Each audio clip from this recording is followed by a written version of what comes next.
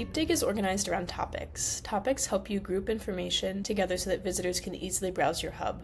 As you can see here, I have 22 topics, all of which are easily accessible on my hub for visitors to scroll down. Currently I have mine sorted in alphabetical order, but if you wanted to change the order of your topics, you can go to Manage Topics, Set Topic Order, and you can choose from alphabetical, newest to oldest, or a custom setting, where if you press Update, after selecting Custom, you'll be able to move your topics above and below one another. For instance, I could move Games and Media down to at the bottom if I don't want that to pop up first.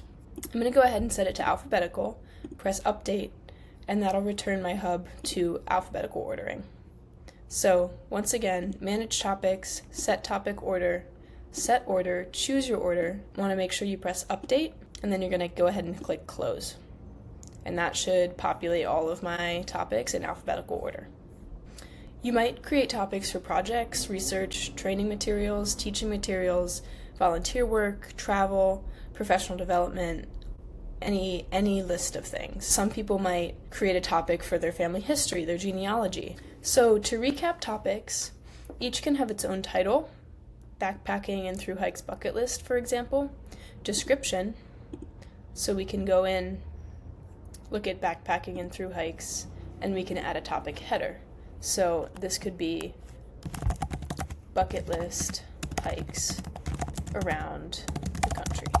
I'm going to hit Update Topic, and you'll notice now I have a description for my topic. So I have a title, a description, and then I have, as you saw on my hub page, a header image that shows me and shows visitors what my topic is about. With these images and clear organization, your hub becomes more than just a collection of information, but it's a repository for yourself and your perspective. So visitors to your hub can really see more than just plain facts and information, but they can see your perspective that you put behind each and every topic and resource on your page. To recap resources, we just went over topics.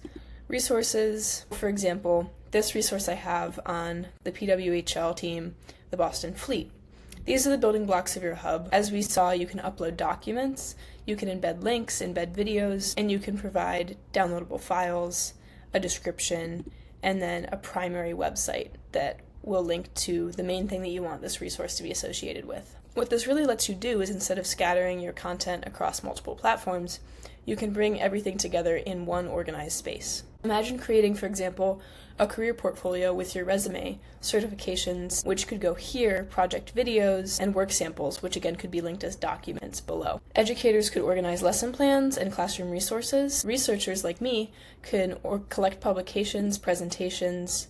Here I have a resource on Lee Epstein, who is an academic in the field that I'm studying right now, and I could collect and gather and present kind of my presentations, my publications, my data sets, and kind of reference materials. DeepDiig really has resources for everyone. For instance, community leaders can build resource libraries for volunteers, or organizations can use it as a way to connect everyone involved.